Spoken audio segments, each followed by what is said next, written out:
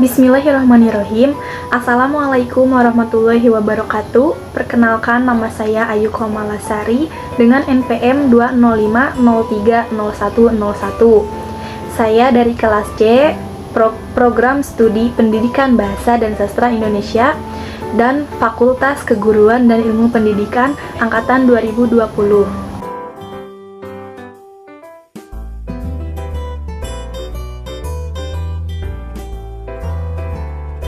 Nah, adapun tujuan penelitian. Di sini kita akan mengetahui apa tujuan dalam penelitian bilingualisme.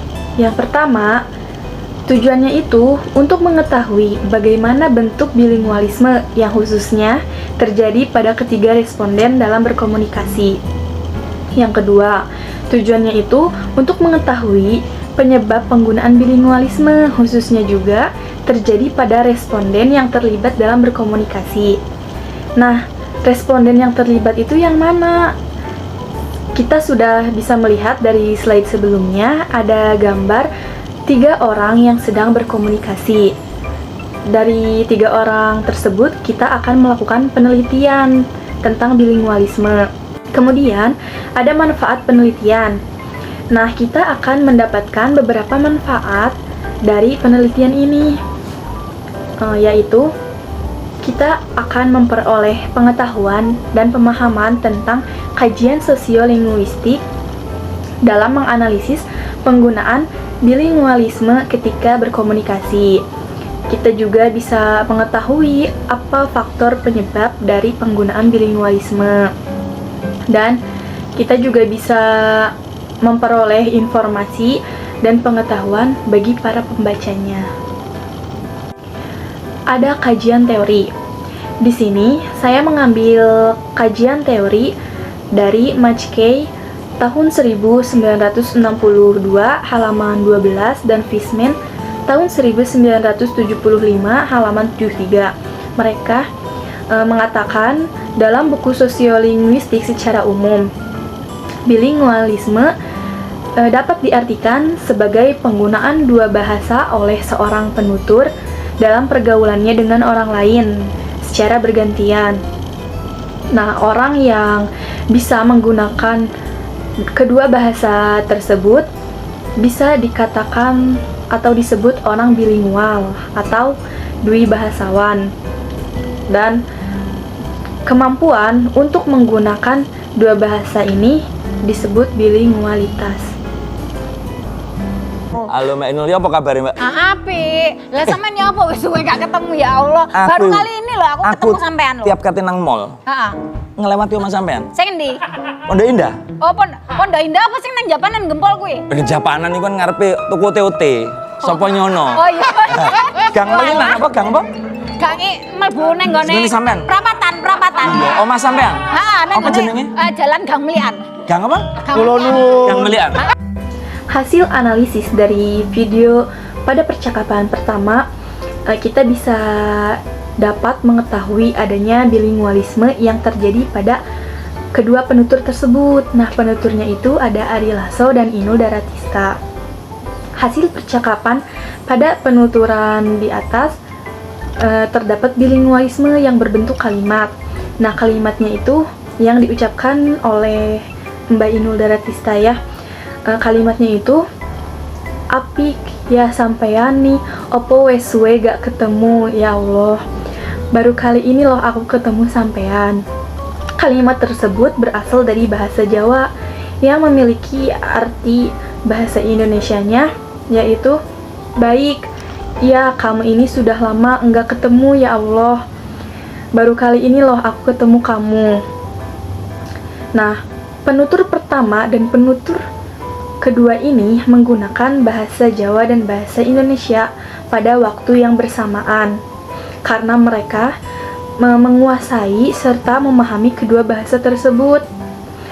Otomatis dapat kita simpulkan faktor penyebab terjadinya bilingualisme ini. Mereka memakai dua bahasa karena mereka menguasai serta memahami bahasa Indonesia dan bahasa Jawa dalam berkomunikasi.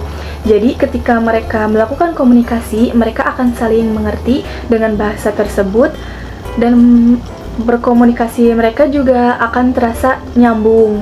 Nah, aku biar nang Malang. Tiap nang Malang. Aku lewat Gempol, nek keluwen. Iku mampir nang Sopo Nyono. Oh, Sopo Nyono iku panganane enak-enak. Enak kok. Nek aku kate nang mall, Mbak.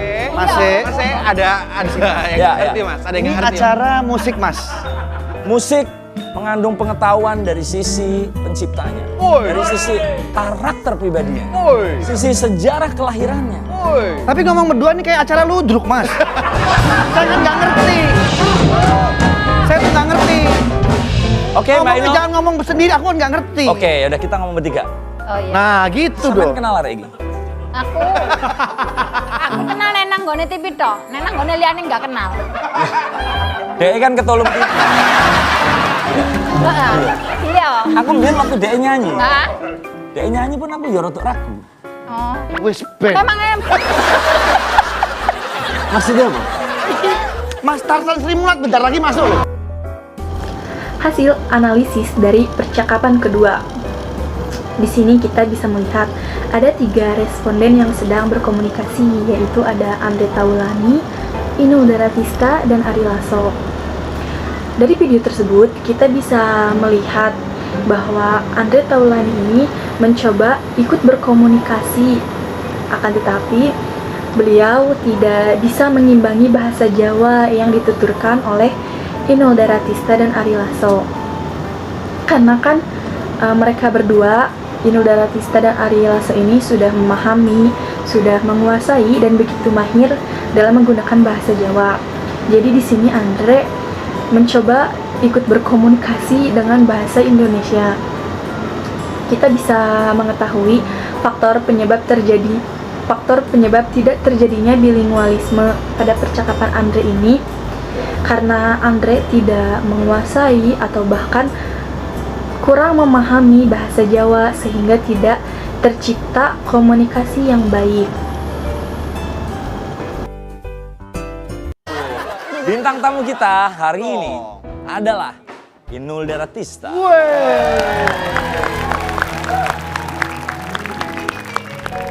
Mbak Inul, Ya. karaoke ini melaku lancar?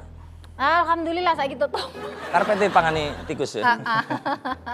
Suwe, hampir 5 bulan iki. 5 bulan belas gak buka? 12. Mas Andre pernah? Minta wangono lintang Cahayu. Kenapa lu Mas? Cari, kita jadi acara wayang aja yuk, bagus nih kayaknya ini. Hasil analisis dari percakapan ketiga ini masih sama seperti percakapan kedua bahwa Andre tidak menguasai bahasa Jawa. Akan tetapi, pada video ini Andre mampu mengucapkan bahasa Jawa dengan cara bernyanyi. Kita sudah melihat ya video sebelumnya bahwa di situ Andre menyanyikan sebuah lagu dalam bahasa Jawa. Mungkin bisa dikatakan Andre ini dia hanya bisa menyanyikan sebuah lagu tanpa lebih jauh memahami atau menguasai bahasa Jawa. Andre ini bisa dikatakan bukan bilingualisme ketika berkomunikasi dengan Inul Daratista dan Ari Lasso yang notabene mereka menguasai serta memahami bahasa Jawa dan bahasa Indonesia secara bersamaan. Yang melakukan penelitian dari cuplikan-cuplikan video tersebut dapat disimpulkan bahwa masyarakat Indonesia memiliki budaya dan bahasa yang beragam, bahasa yang begitu banyaknya sehingga kebanyakan orang menguasai lebih dari satu bahasa, bisa dikatakanlah bahasa ibu dan bahasa kedua atau bahasa lainnya yang akan mereka ketahui atau kuasai nantinya. Dalam penelitian ini dapat kita lihat bahwa Ari Lasso dan Inul Daratista ini adalah seorang bilingualisme di mana mereka bisa menggunakan dua bahasa dalam waktu bersamaan dan secara bergantian, yaitu mereka menguasai bahasa Jawa dan bahasa Indonesia. Akan tetapi tidak dengan Andre Taulani, dia bukan orang bilingualisme ketika berkomunikasi dengan Inul Daratista dan Ari Lasso karena dia hanya mampu menguasai bahasa Indonesia. Mungkin saja Andre Taulani menguasai bahasa Indonesia dan bahasa yang lainnya yang bukan bahasa Jawa, sehingga kita bisa mendapatkan faktor penyebab terjadinya penggunaan dua bahasa tersebut, karena mereka itu memahami, menguasai, dan mampu berbicara menggunakan kedua bahasa ketika berkomunikasi secara bersamaan.